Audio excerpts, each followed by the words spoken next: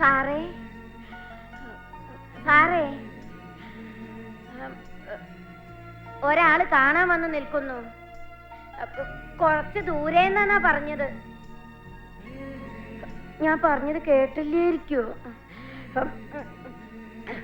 കണ്ടിട്ട് അത്യാവശ്യം ഉണ്ടെന്ന് പറഞ്ഞു. സുഖമില്ലാന്ന് ഞാൻ പറഞ്ഞതാ, അയാള് കേൾക്കണ്ടേ? എന്താ അടി, വിഷം അല്ല പിഷം, പിഷാരടിന്നാ പറഞ്ഞത്. ആരെന്നാ പറഞ്ഞത്? പിഷാരടിന്നാ പറഞ്ഞത്.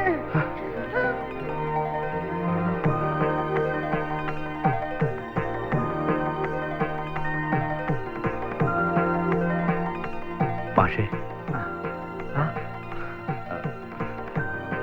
മാഷ് വന്നാട്ടെ.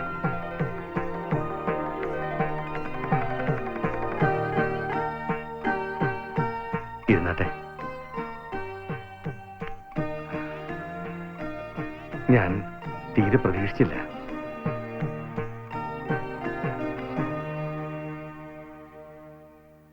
സുഖമില്ല എന്ന് പറഞ്ഞു.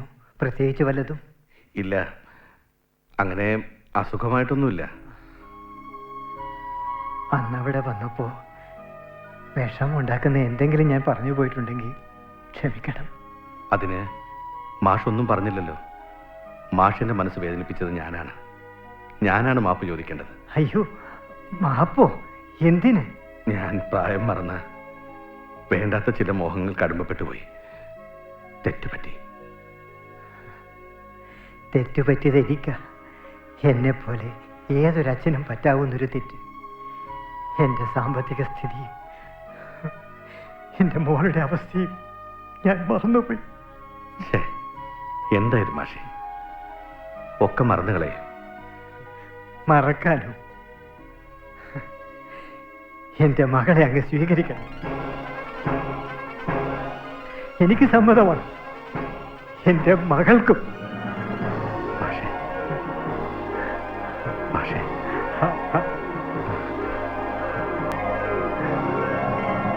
ഇങ്ങി വരൂ.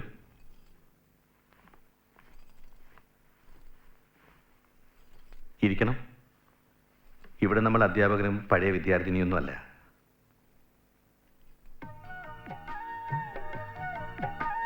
പ്രിയംവദ നല്ല പേരാണ്. ഇവിടെ ഒന്നിനും ഒരു കുറവും ഉണ്ടാവില്ല. എന്താവശ്യമുണ്ടെങ്കിലും എന്നോട് പറയാൻ മടിക്കണ്ട. ഉറക്കം വരുന്നുണ്ടോ? ഇല്ല. അല്ല, ഉറക്കം വരുന്നെങ്കിൽ ഞാൻ ശല്യപ്പെടുത്തുന്നില്ല. അല്ലെങ്കിൽ വല്ല വർത്താനം പറഞ്ഞിരിക്കാമായിരുന്നു.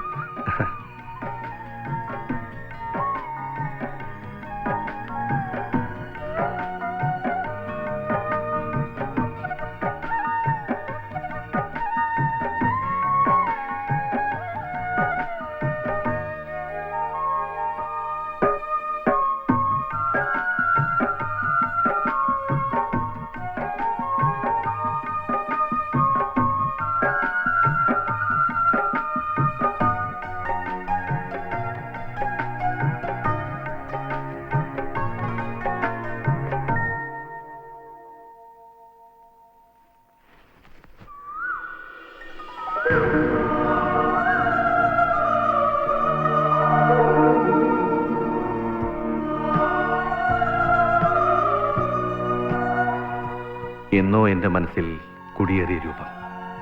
ആരാണെന്നോ എവിടെയാണെന്നോ ഒന്നും അറിയില്ലായിരുന്നു. പക്ഷേ സ്വപ്നങ്ങളിൽ എന്നും നിറഞ്ഞു നിന്നിരുന്നു. ഇന്നത് യാഥാർത്ഥ്യമായി. ഞാൻ ഭാഗ്യവാനാണ്, ഭാഗ്യവാൻ.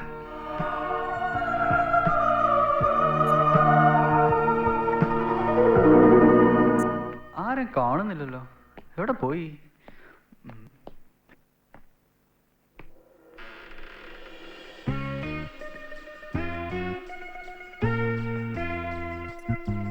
രാഹുൽ? ആരാ?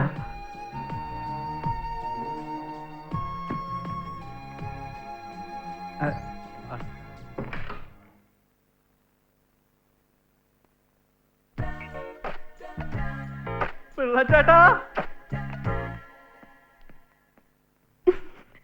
പിള്ളച്ചേട്ടാ, പിള്ളച്ചേട്ടാ, പിള്ളച്ചേട്ടോ.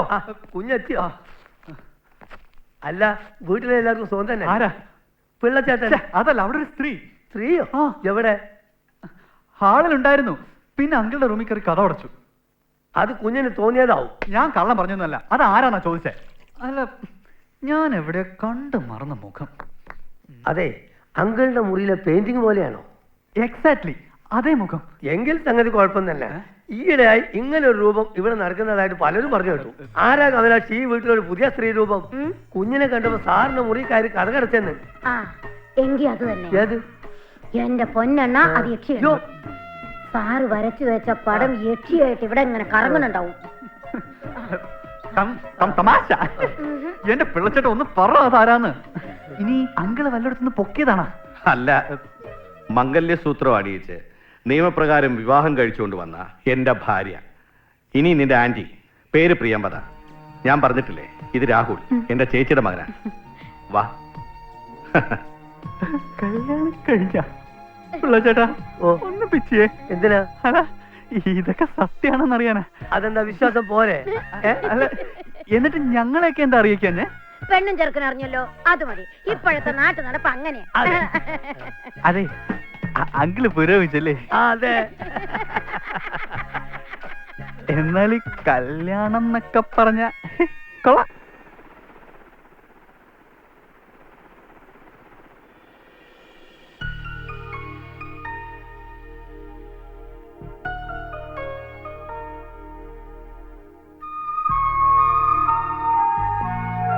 ഉം?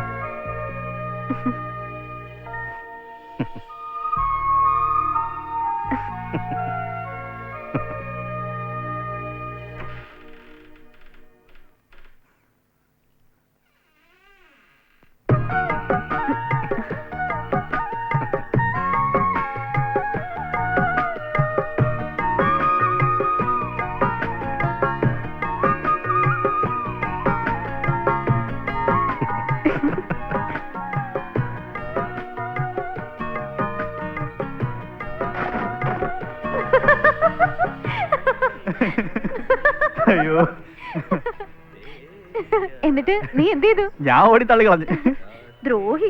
എന്തെങ്കിലും പറ്റിയെന്തെങ്കിലും അന്വേഷിക്കണ്ടായിരുന്നോ? പിന്നെ അന്വേഷിക്കാൻ പറ്റിയ ടൈമല്ലേ? അതിരിക്കട്ടെ, നീ എന്തിനാ അപ്പൊ അങ്ങോട്ട് ചെന്നത്?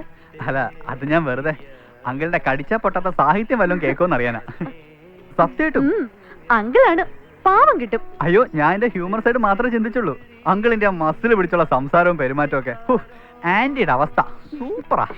അമ്മായി എങ്ങനെ, സുന്ദരിയാണോ? She's very beautiful. അല്ല, എനിക്കങ്ങനെ പറയാമോന്നറിയില്ല, പക്ഷെ ഇറ്റ്സ് ട്രൂ.